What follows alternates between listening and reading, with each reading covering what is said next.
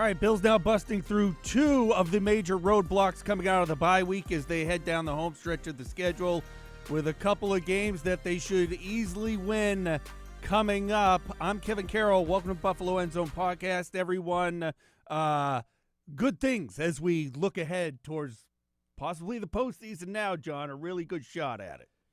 And I'm Jon Scott, whose vacation plans are starting to seem like the odds are kind of shifting out of favor of those as the Bills' playoff odds tend to go up. You know, we got to be proactive. A great sale for a flight, you just throw it out there, get the refund if you need it. But to be honest with you, I did it during the bye week.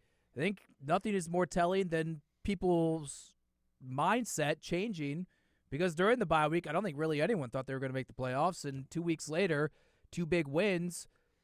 It's still not a foregone conclusion, but the path is a lot wider. And that was the talk, John, back then. Well, if the Bills could beat either the Chiefs or the Cowboys, maybe they have a slim chance of getting in. Now they have a chance at the AFC East, and a legit one, and a chance at moving up seeding-wise if certain things go their way.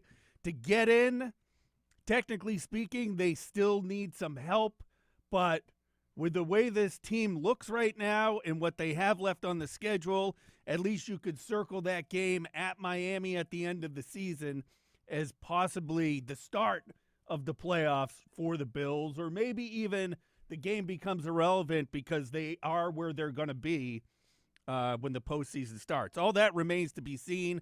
It starts this week, John. The Bills getting to practice early because they have a game at the LA Chargers on Saturday night, another primetime game. Yippee right there, night before Christmas Eve.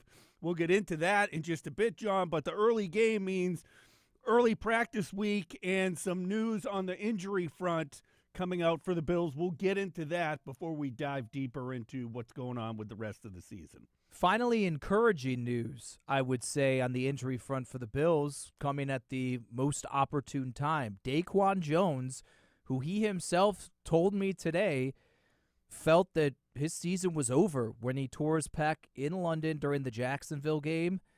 Lo and behold, the Bills have opened his 21-day practice window as he's going to start to work his way back to trying to get back to game action. Walkthrough on Tuesday, so no real feel for Jones as to, okay, what is this like doing the movements that I used to do coming off the injury? Where am I at that point? Because as we always hear with guys who've been out long-term trying to return, it's you can simulate a lot. You can work on a lot of strength building and whatnot. Football movements are just so different. So it's going to be a feeling out process. Sean McDermott saying he does not expect DaQuan Jones to play this week, which I think is reasonable. No guys really have their window open and immediately come back. Right.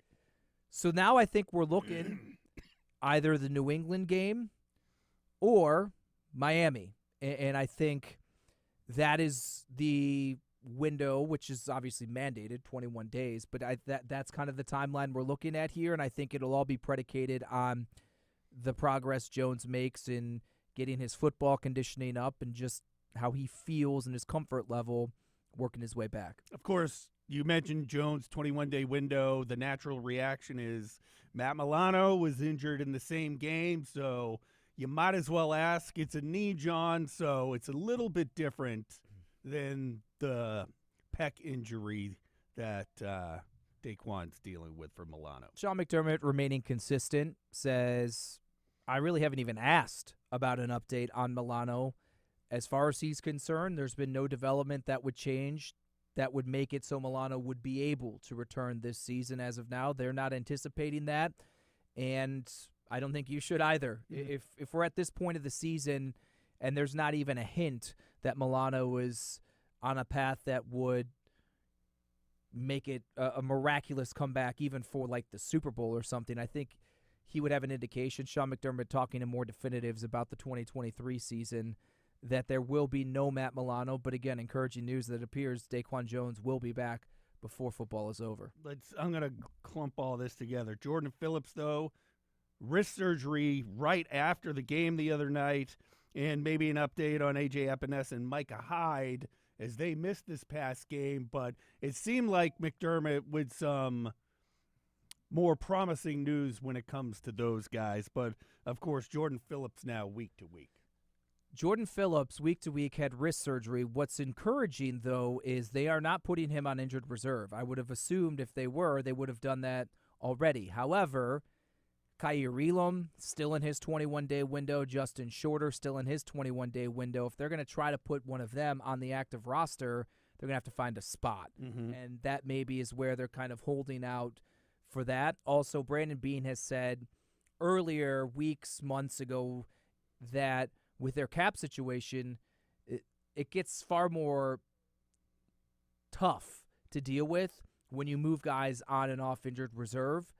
And so I think he has said in the past he'd like to avoid putting anyone else on injured reserve, which maybe is another just business decision as to why, hey, unless we need the roster spot, let's not burn it on Jordan Phillips. There we go, Kevin. Encouraging, though. Last week, Sean McDermott says we'll see for injured reserve for A.J. Epinesa or Micah Hyde. Here we stand here, walkthrough, both listed as limited on Tuesday. Encouraging signs, because if they were more on the maybe they're going to have to go to IR, they wouldn't even be limited in a walkthrough. They'd be out. We'll see what that means for Sunday, or Saturday, excuse me. But good news long term for both of those guys. And then finally, Von Miller not at the walkthrough today, but nothing. When you see that, you're like, oh, what's going on with Von Miller? He had to attend a funeral, family affair, and he'll be back expected on Wednesday. Okay, so let's dive right into everything, John, and we'll start with the Bills' playoff chances going up and up as expected. You beat the Chiefs, you beat the Cowboys. Your odds are improving each week with each win. You got a Chargers team coming up, and we'll dive into them a little more, coming off one of the biggest beatdowns maybe in NFL history to a team that was shut out and lost 3-0 the week before. Totally embarrassing. A lot of changes going on with the Chargers. We'll get to that. But now we have to start looking at Pittsburgh and the Houston Texans and the Miami Dolphins and what's left and the other teams that the Bills have to jump over. The Bengals, who we talked about this last week, but it's still another week goes by, John, with these teams with backup quarterbacks that the Bills are trying to chase down, and they're just not able to do it because they keep winning. But now those teams are going to start knocking each other around a bit. We'll start with the simplistic thing. Bills just got to win out. I mean, that's really what it is. I know a lot of people use the New York Times playoff machine, according to them. Entering this weekend, 69% chance of making the playoffs. With the win over the Chargers, just that alone goes up to 75%. Here's the challenge, though. 8-6, Jacksonville, now that's leading the division, but they're now 8-6. We know the Bills don't have the tiebreaker head-to-head against them. Cincinnati, 8-6. They're the 6th seed as a wild card team. Same record as the Bills, but of course they beat the Bills as well. Indianapolis, 8-6. They also hold the tiebreaker over the Bills. Houston, 8-6. They also hold a tiebreaker when everything is mashed together over the Bills. So as well as things seem, as good as they seem, there's still a logjam here at 8-6. They need some other teams to start losing. Now, as Andy and I kind of parsed through after the game on Sunday, some of these teams play each other. So it's just naturally going to happen. Cleveland and Cincinnati, they play each other again. So, okay, some people want Cleveland to lose, whatever. That could also factor in here. Indianapolis and Houston play the last week of the season. One of those teams is going to fall again. There are logical things that say, okay, these wild card teams are going to get plucked off at least one more time, whereas the Bills' schedule seems like it's pretty likely that they can at least win the next 2 games to go into Miami, which, again, as Andy and I said, it seems at this point that the division might be the safest bet to get in as opposed to the wild card. In a home game, after all of this, and everything around the bye week, the Bills actually with a shot at hosting a game to start the playoffs on Wild Card Weekend, and maybe even more than that, John. And all this is kind of centering around what happened with the offensive coordinator, the decision that was made, and how you don't want to sound like a broken record over and over again, but what's going on with Joe Brady just continues to impress differently each week when you look at how they approach things, when you look at what they did to the Dallas Cowboys using James Cook and a running game, and what you heard about ad nauseum. You hear, well, December football, you need a ground game. You hear, we brought James Cook in because he's good on the ground and he's good in the pass. And you saw all of it on display against one of the better teams in the NFL who couldn't do anything to stop the Bills from doing what they want unless, as we said before, the Bills kind of shoot themselves in the foot. Yeah, you get that roughing the punter call that kind of helped them out early and kind of got them to where they needed to be. But the use of James Cook basically as the number one weapon the last 2 weeks is paying off. Just an incredible adjustment by this team to get into position on where they need to be. And it just seems like they're making all the right calls at all the right times. There's two parts to the Joe Brady thing that I think are the reason the Bills are performing so much better. Yes, I think Joe Brady is definitely a breath of fresh air. I think he is doing things that you and I, the far lesser football minds, had been clamoring for weeks at the end of the Ken Dorsey tenure. Get James Cook involved more. Get the ball to Stephon Diggs. Use some motion. Let Josh Allen run the ball. Those things we were pounding the table. Most, if not all of you listening and watching this on YouTube, were probably saying the same thing. Mm-hmm. Why are you not doing things that this team does best? So I think that's number one. Joe Brady has shifted to leaning into the strengths of the Bills' offense. It's not perfect still. There's room to improve. But I think that he has done a better job at making them a more potent offense, and the results have followed. I also just simply think the guys really liked Ken Dorsey. They did.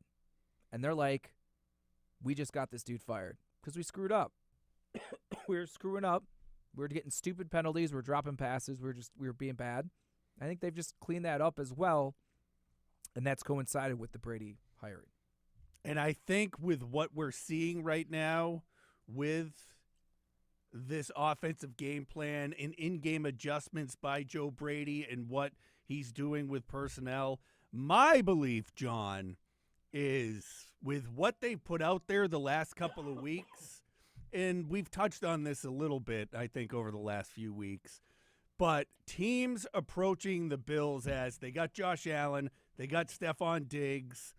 I would assume teams outside of, or people outside of this area still consider Gabe Davis to be a top target for the Bills, even though he's not really. But if you listen to the national media and others, well, they got Stephon Diggs and Gabe Davis. But, you know, Dalton, this can only open that up more because now it's presenting opposing defenses with, okay, if you're going to focus on double teaming Stephon Diggs, setting it up to slow down Josh Allen and the Bills passing game, now we have on tape, this is what we're going to do to you. We're going to run it right down your throat, and there's nothing you're going to be able to do to stop it. So now you really have to make a choice. And again, you're talking about Dallas that was looked at as, how are the Bills going to get around this Dallas defense? These matchups are bad for the Bills. Well, look at what they ended up doing. It's just incredible what we're seeing right now. And, you know, hindsight's 20/20, but you can think of some games that the Bills just lost that maybe if they moved on a little bit earlier, they wouldn't be in the situation they're in right now. And maybe that bites them in the butt at the end of the season. But it just seems like if you're an opposing team The Bills are a team you don't want to face right now. I'd agree with you. And offensively, maybe you don't have to look at it as standard. All right, the number 2 option has to be a wide receiver, or the number 2 option has to be an elite tight end. Maybe the number 2 offensive weapon on the Bills is James Cook, and that could be equally as effective, if not more, because of his position. He can beat you running, and then we've talked so much about his ability in the passing game where you have to make a decision there, and how now accounting for him either with a safety or a linebacker is going to make a defense shift to open things up again. Dalton Kincaid, he was getting more volume since he got hurt and Dawson Knox got hurt. But, I mean, no catches last week, 5 for 21 the week before in Kansas City, 5 for 38. Maybe this opens things up for him because he was already a mismatch. Now maybe someone that would have been focused on him now has to shift to kind of play more James Cook. You just never know. Stephon Diggs is still Stephon Diggs. He needs to get going. We all understand that. And who knows what this then means for Gabe Davis. Maybe this will open something for him, or maybe it doesn't have to. But it's continuing. I always use this phrase, plus matchups. The Bills like to use that. James Cook is a plus matchup. We've talked about that on this show a ton, and that's why it's encouraging that they're leaning into it. And every game plan is different, so I don't necessarily need the Bills to go into Los Angeles and say, we're just going to hand it off and throw it to James Cook the entire time. But I would like to see them once again incorporate him and really lean into him early to see, hey, this is what we're going to do. You try to stop it. That's what I think that you should do, because one of my Ken Dorsey criticisms, and I said this after the game, was they would get rolling with doing something, and then they'd get away from it. And you're like, it's inexplicable. Why would you get away from something if it's working? That was my biggest praise for Joe Brady on Sunday, was it was working, and then he continued to do it, and you do it until they try to stop it or can stop it, and they couldn't. They just did the whole game. That Broncos game, or maybe it was the Buccaneers game, I can't remember, but that was exactly it. They were running the ball, moving the ball, eating clock, getting points, and then all of a sudden, no James Cook in the second half. I think it was the Broncos game. And then, of course, the Broncos get back in it and eventually win it. And I think with what they're doing right now, those days of, well, Josh Allen is dropping back and there's just no one open downfield, I think that all starts changing now because of what they're presenting out there. And you also got to give Brady credit for game-specific plans. It looks like more of a, okay, we found a weakness in this defense, we're going to exploit it, rather than, well, we have Josh Allen, Stephon Diggs, and others. This is our offense.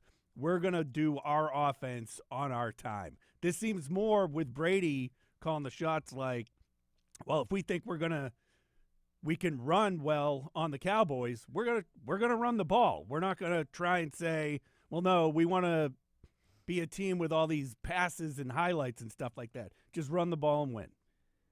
And now part of my curiosity, you do what you got to do to win the game, but you do got to get Stephon Diggs rolling. I don't think if at this level you could go into as well and the wins stack up and everything. I wouldn't feel as comfortable going into the playoffs where it's now or never, got to have it time, and Stephon Diggs still be in the midst of this run of 3-4 catches for 30, 40, 50 yards. I think not that Stephon's discontent or anything like that, just simply your offense operates at its highest level when he's heavily involved, when he's heavily productive, because the targets have been there, the production hasn't. And so there was moments, and I don't want to compare Joe Brady with Brian Dable or always be looking back, but this offense was at its best under Brian Dable, and Dabes would make a concerted effort to get certain guys involved, get Steph involved early, and do certain things like that. I wonder if porous pass defense for the Chargers. Oh, yeah. Even if James Cook is on hot streak, maybe it's like a balancing act between going through Cook and going through Diggs. And because, again, of how they can attack the field differently, maybe that's how the Bills try to operate to get their superstar wide receiver back on track. Yeah, and the Chargers allowing around 25 points per game right now. As far as if you compare their run defense to their pass defense way worse off than their run defense. In their run defense, John, I'm not saying they're top 5 or even top 10, but this would be a good game to see that total balance, but maybe leaning more towards that passing game because, A, the Chargers are a mess. B, their defense that they spent a ton of money on just isn't living up to what their end of the bargain is. And then you got what the Raiders did that led to all this turmoil around the Chargers going into this week that we can get into in a bit. It's just it's the perfect storm for the Bills going in, which makes me leery as a superstitious kind of sports guy.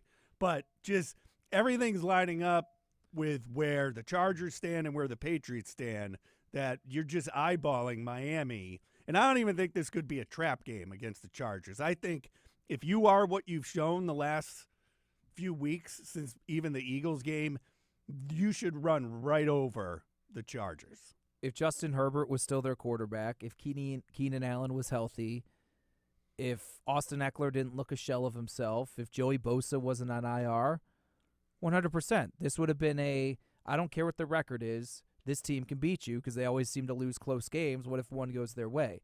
With Easton Stick? What? I said, yeah, he. With Easton Stick and Khalil Mack all by himself and all that? No, I don't think so. And look what you passed this on to me. Thanks a lot. Got to pop a cough drop in, my man. In terms of the passing game and putting a bow on that, it's a controlled environment. And Josh Allen has never shied away from being open about how it's not a real dome because the sides have open air. But it's a dome, all right, for all intents and purposes. Blew out the Rams and to start last season. This is a setting where Josh Allen feels at his best in terms of elements to spin it. So I would love to see come out the gate, just sling it all over the joint, and then rely on the running game that has been so good and especially so great last week to carry you home. And again, how are the Chargers even going to do anything on offense? Like you said, Easton Stick quarterback. They went out and got Will Grier to back him up. The name sounds familiar. West Virginia quarterback. Who was he with before? Was he with Tennessee, right? I mean, I would have to look it up. I thought when the Chargers released their announcement, he had a Patriots jersey on, but I don't remember him on the Patriots. And then, so the Bills defense, who just faced Patrick Mahomes and Dak Prescott and looked really good in the process for the most part, now have a Chargers offense they're going to go up against that's going to feel like playing a JV team, I think, to them after dealing with those two high-powered offenses the last couple of weeks. Will Grier, drafted by the Panthers. Okay, maybe that's where Cowboys, Bengals, Patriots, and he did play at West Virginia and Florida. All right. And because of that, I wasn't listening to anything you said. What I said basically was after the defense faces Patrick Mahomes and Dak Prescott and two high-powered offenses, it's going to feel like they're taking on a JV team, if not a freshman team, when they go up against this Chargers offense on Saturday night. Right, and it used to be Austin Eckler was a guy that even in the past he had like 10, 11 receptions. He is a shell of himself, and I can say that as someone who had him on a bunch of fantasy teams, and he cost me this past week because he had 5 points in that Vegas game. He's not the same. I mean, it's the worst season of his career. And now you don't have a quarterback, and Keenan Allen is banged up. They already lost Mike Williams. Quentin Johnston, a guy that I profiled, we discussed during the pre-draft process, having a heck of a time holding on to the football. He has not transitioned well to the NFL. Gerald Everett's still there, Josh Palmer, but like this is all that they have. Like that's not anything that even with Justin Herbert at quarterback was lighting the world on fire, and now with Easton Stick, no. Right. Easton Stick is someone you should blitz early and often, I think, on, force a couple of turnovers, and then just put this game away. Well, the way the Bills' defensive line's been playing, I don't even know if you need to blitz. Yeah, I guess, yeah. I don't think getting to him early and making him make some mistakes. I'll be curious. Here's one thing. Sean McDermott's defenses, even when Leslie Frazier was the defensive coordinator, they have always given young, inexperienced quarterbacks absolute fits. Mm-hmm. Absolute fits. They just never, ever, what was it, 20 or 21, when everyone looked at their defensive numbers as their tops in the league and said, oh, what was the quarterbacks that they faced? It was Davis Mills, rookie year, and on that went. But, I mean, they eviscerated them. I mean, they were just suffocating to those young quarterbacks. Easton Stick was drafted in 2019. This is really the first time that he's ever seen any action on the field here in 2023. 3 touchdowns, 1 interception last week in his first real true start. But, I mean, anyone who saw the game, it was over. So they were playing soft defense and things like that. It's there for the taking. I just don't want to diminish the caliber and the level that the Bills' defense has been playing at, because regardless of maybe the caliber of the opponent this week, they've been so good that I don't think they're going to need to play outside of themselves or let up. I just think naturally the numbers are probably going to remain as they have been in limiting what the Los Angeles Chargers are able to do. 63-21 loss to the Raiders. Fired head coach Brandon Staley and general manager Tom Telesco. Giff Smith, former Bills D-line coach, is now interim head coach. And JoJo Wooden, interim GM. In case you didn't know, it was pointed out to me by our friends down the thruway that he played at Syracuse. Tough one. I was ready to wear my Dayton Flyers socks because Brandon Staley was the quarterback at Dayton when I was there for a couple years. I did play-by-play for a Dayton Flyers football game, and Brandon Staley was the quarterback. Dayton has a football team? They sure do. Oh, okay. Go on. Oh, I'm sorry, Mr. Sacred Heart. They actually are FCS. So is Sacred Heart. There you go. Now. So I was disappointed in that, and obviously Tom Telesco, a decade as the general manager and a St. Francis Buffalo guy. Right. So a great run for him. Just changes need to be made. Here's the interesting thing, Kevin, and Sean McDermott was asked about this. The idea of this bump teams get when a coaching that's what I was going to bring up to you. Okay, go on. When coaching changes happen, does the team rally around this? Is it enough to make it competitive? And how much do you think the unknown of Giff Smith, the head coach, factors into the Bills' ability to be prepared for what could possibly happen on Saturday? It's a question that's out there. It's something that I've thought about. I'm sure many people think about. It's, the Steelers fire their offensive coordinator. Their offense goes off the next week. What happened with the Bills? Vegas, Antonio Pierce. Right. Vegas as well. I just don't think, no matter what Giff Smith brings to the table right now, I don't think the players needed to pull it off are there. Like you said, if Justin Herbert was there, maybe I'd think about it. But I just don't think, no matter what you can do and how motivated everyone's going to be, I just don't think it's there. But still something to be wary of going into this game. Didn't help Matt Patricia. No. Sliding into the defensive play calling role and giving up a very impressive drive by the Seattle Seahawks the night before. Man, if the Bills would have beat Philadelphia, that'd be 4 in a row. Imagine the conversations there. My buddy told me, I heard something that said, fire Nick Sirianni. Oh, no, I saw it on Twitter today. Some Eagles fan group. Idiotic. They're like, fire, I can't remember if it was the OC or the DC. Well, the calls for their offensive coordinator have been very loud for a while. And Nick Sirianni, get your team to the Super Bowl. And like every NFL team, the Eagles are going through a rough patch, and you want him fired. That's really bizarre to me. it's stupid is what it is. It is stupid, Sorry, that was we digressed from the Chargers, who they're in turmoil. Be interesting what happens with them and their coaching search after this. It's a big what if.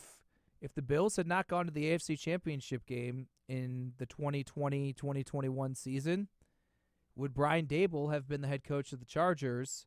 Because I don't think they wanted to wait for Dabes. Right. And that's why they hired Brandon Staley. Had Brian Daboll gone out there and had Justin Herbert, who the heck knows how things would be different for L.A. Well, that's for Chargers fans to deal with, I say at this point, John. Let's get to the game itself. This Bills minus 11.5 going into this. I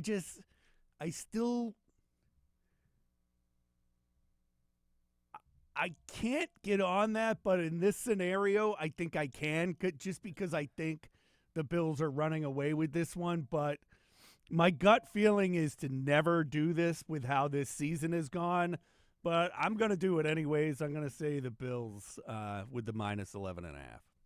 I'm going to take it. This is, just for the record, 3 straight weeks I picked the Bills to lose. I picked them to lose to Philadelphia, Kansas City, and Dallas. Yes, you did. And largely, my rationale was I did not believe in this team and their ability to win tight games because I thought they would maybe be close. 2 of them were close. They won 1 and lost 1. Mm-hmm. Dallas was not close. And I'm starting to believe, especially against a very bad team in L.A., that this is maybe a point where I can start to believe, and maybe you as a fan can start to believe, hey, they're going to take care of business as they should. And I'm going all in on this one with the over-under at 42.5. I'm approaching this game as if the Bills are getting to 40 on their own, and the Chargers maybe get a garbage touchdown late and maybe a field goal early before everything starts to settle down, and that the Bills end up coming away with like a 40-10 win. I'm going to go under because I'm going to say 38-3. Bills win. Oh, all right. So a sweat out here. I just listen. They just maybe if Keenan Allen plays, but the Bills have done so well and did it again against number 1 elite wide receivers. They have done so well against them. And sometimes that has opened the door for the T. Higgins and Devontae Smiths to the secondary guys to have big games. But Brandon Cooks didn't have a big game. CeeDee Lamb didn't have a big game. I feel like the quarterback is just not good enough. And I just don't think they're going to be able to move the ball against this Bills defense that is oozing with confidence. Yeah, other thing I threw on here, John, because I think it's going to happen 2 weeks in a row. Pile these up. Josh Allen throws and runs for a touchdown. James Cook catches and runs for a touchdown. Happened against the Cowboys. I see it happening easily for the second week in a row. You think they're going to account for 4? Well, I guess Josh could throw it to James Cook. So you think, wow, I'm not going there. Okay. I just wanted to throw that out. I was like, you know what? I just see. We didn't put the odds of what that is. Well, what good is it if you don't tell me what the odds are? I don't know. I just thought of it while I was writing things up. Well, if this is a gambling segment of the podcast, you got to tell the people what the odds were. Don't ever tell me the odds. Han Solo, Empire Strikes Back. Or right. was it Raiders of the Lost Ark? I can't remember. No, it was not Raiders of the Lost Ark. John, let's go to Sunday, because with the Bills playing Saturday night, you can sit around and watch, all the games that are going to affect the Bills, John. Obviously, the big one that you're going to watch on Sunday will include Monday, too. 3 games on Monday. There is a game that affects the playoffs before the Bills game, with the Bengals and Steelers going at it. For those out there that didn't know, there was a game ahead of. I didn't. Kevin saved me. Yeah. Obviously, Cowboys-Dolphins, John, is right up there. Cleveland-Houston as well is a game to keep an eye on. I see the Broncos have the Patriots. They're hosting the Patriots. I don't see the Patriots beating the Broncos. But there's plenty to watch, John, when you're sitting around, hopefully stress-free, on a Sunday, Christmas Eve. I'm just kind of working the playoff machine here with some of these games that would affect the Bills. And honestly, I think I don't know, do you think the Colts beat the Falcons as they continue to bench their quarterbacks and go flip-flop? Probably. Seattle beating the Titans, I'll go with that.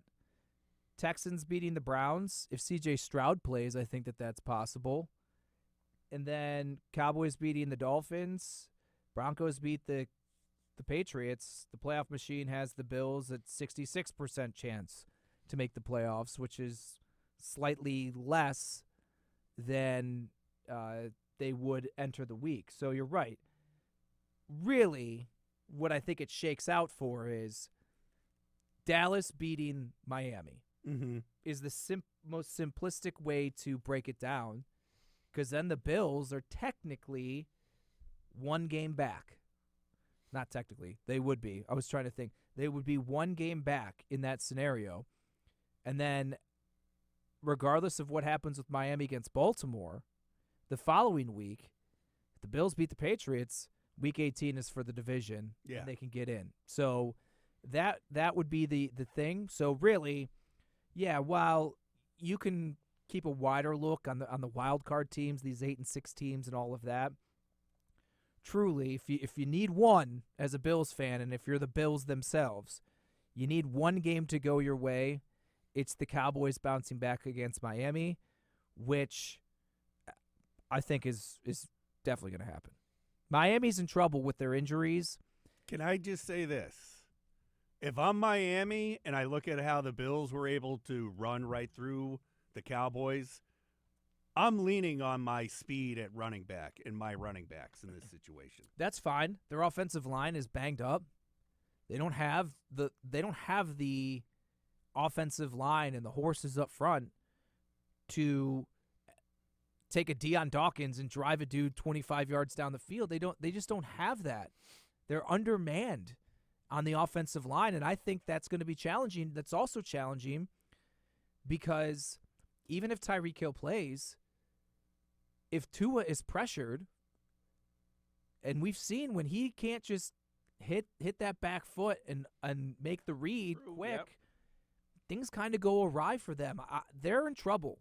And the injuries, clearly, the Bills have had to deal with them. So many of these teams had to deal with them at the quarterback position, and they're navigating it through. But it rarely happens instantaneously. It took the Bills some time to feel things out on the defensive side. I think it's going to take Miami some time, if they even can overcome the losses on the offensive line, and that doesn't even take into account Jalen Phillips is gone and other guys on the defensive side. And they have the Ravens for the Bills as well. I mean, they could very easily lose both games. The Bills are in first place heading into Week 18, and that could even be you win the division or you don't even make the playoffs scenario. That is crazy. It's that time of year, though. John, I went to the Bills game as a spectator, not as a media person, for the first time since probably 2015. I think the last game I had gone to, Johnny Manziel was the Browns quarterback and got smoked in that game. I was at that game too. Yeah, that's right. Was that 2015? 2014. Holy crap.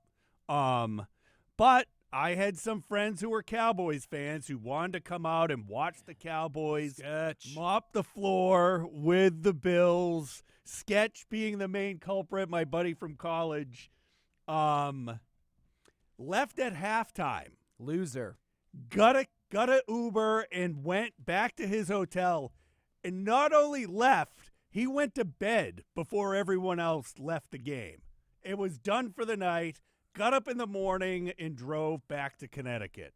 His name is Sketch. So I think that a grown man at That's 50 sketchy. years old, his name is Sketch. To be fair, He's sketchy. his last name is Sketchifaro, Okay. but his mom, I think, gave him the nickname. Well, that's better than one of my college roommates was named Shady Chris because, well, he was shady. Even though we don't really talk anymore, he's still referred to as Shady, and we're pushing 40. Yeah. And his last name is not Shady something. So, Yeah, no. Sketch is sketchy, and I have friends named Ziggy, Zook, and, Edmonds. and of course Edmonds is out there. Edmonds. Shout out to Edmonds. Eddie Edmonds. But Your yeah, friends- I bring this up because I knew a bunch of people at one point, like, well, when our teams get eliminated, we like to root for our friends' team so they can be happy, which was so foreign to me to be like that. One of the best parts about sports is crapping all over your buddies when their teams are bad. I said during this podcast last week, my Christmas wish was that my buddy Sketch came out here and saw his team get boat raced out of Highmark Stadium, and it happened. Christmas wishes do come true, John. I got what I wanted, and it was spectacular. And the rest of the way, well, no, if the Cowboys win the Super Bowl, this guy's going to be obnoxious. So this is good for the moment. It depends on the team. Obviously, I'm an Ohio State fan. They didn't make the playoff. Michigan did. I will never, ever, ever root for that stupid school. But my other buddy is a big Texas fan, and in college they played USC in that epic national championship game.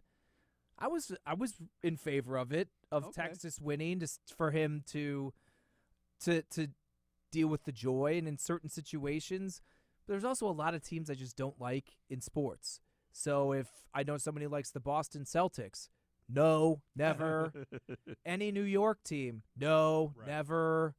Like the Pittsburgh Steelers, no. Like there's just a lot of these teams where Notre Dame, well, they'll never win anything, so especially football. But Wow. I mean, there's very little. So there's some teams I'm like, okay, good for you. Like I worked with a guy who's a Milwaukee Bucks fan. He's from Milwaukee. Good for you. You won a championship. I'm proud of you. Yeah, as I do recall, I did work for you when the Cavaliers finally won an NBA championship. And then wouldn't work for me when the Indians tried to win the championship. So that's probably why they didn't. Well, that's because you decorated my desk with Indian logos surrounding all my Red Sox stuff. Yeah, back when the Chief Wahoo was still the mascot, and now they have not. We've moved on. I would never think of that. They would just be a bunch of C's. There's so many ways I could go with that. But instead, a lot of stuff to choose from, John, around Christmas. I try to not repeat the same thing twice. Christmas movies, Christmas carols, what have you. I'm curious, what was your family's traditional Christmas meal every year on Christmas Day? Because I told someone mine the other day, which growing up, it was basically another Thanksgiving dinner, which I was asked about ham, roast beef, and all this other stuff. But me growing up, it was basically another Thanksgiving dinner on Christmas afternoon. Phenomenal topic, Kevin Carroll. It was had and discussed amongst some of us in the Bills media room today because my wife was texting me from the grocery store about what we should do for dinner. Last year, we bought all this stuff because we were going to host my parents from Cleveland, and then the apocalyptic winter storm happened. Oh, that's right. And we ate ham for like a week and a half straight. So we're going with ham. But when I was growing up, I'd go to Maryland, my mom's side of the family, and yes, we basically re-racked Thanksgiving. And I loved it. Just give me mashed potatoes. I don't even, turkey, I'm not that big of a fan. But the beef tenderloin is something I've heard. My wife has done like sausages and a little bit of pasta and some sauerkraut on the sausages and things like that. So we may incorporate some of that as well. I would love to do and be invited to someone's Italian style, like Feast of the Seven Fishes, John. that, or I've heard lasagna or just other things. Yes, I think prime rib. Andy Young, our colleague, said they would do that sometimes Christmas Here's Eve. what my family started doing after I moved to Western New York. Filet mignon, twice baked potato with cheese, and lobster pie, fresh lobster, with the breadcrumbs and the garlic. You bake it off under the oven. I've gone home maybe once. Delicious, John. To have filet steak and seafood on Christmas Day, phenomenal. Last year, because of the snowstorm, I was at a hotel downtown, had a tiny piece of salmon with 3 pieces of asparagus. And don't get me wrong, the hotel was great. We were all stuck there the entire weekend. But that was Christmas dinner last year. I don't even know yet what we're doing this year. My wife and I are here, so we'll figure that out as the week goes on. Yeah, I think we're going to do ham, potatoes, and kind of figure it out from there. I mean, here's the funny thing that in the discussion today in the media room is so many of us, we really get after the apps.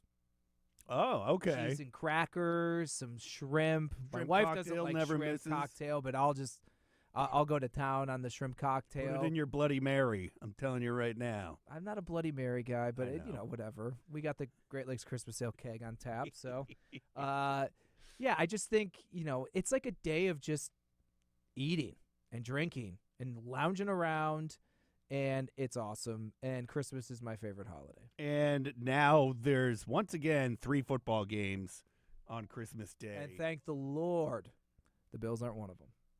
Chiefs are, though. Whatever. Yeah. All right. So John and I, we will have another podcast following the Bills at Chargers game coming up in the wee hours of Sunday morning. So you can pop that in your ear on Christmas Eve day while you're wrapping presents, John. Put on the Buffalo End Zone podcast, wrap those last-minute presents, and then, again, there's still work to do after that because following that, the Bills get ready for the Patriots and finally a 1 o'clock game once again. So we will be back here with the Buffalo End Zone postgame show on Saturday night and then the podcast following it. As always, thank you for joining us this week. For Jon Scott, I'm Kevin Carroll.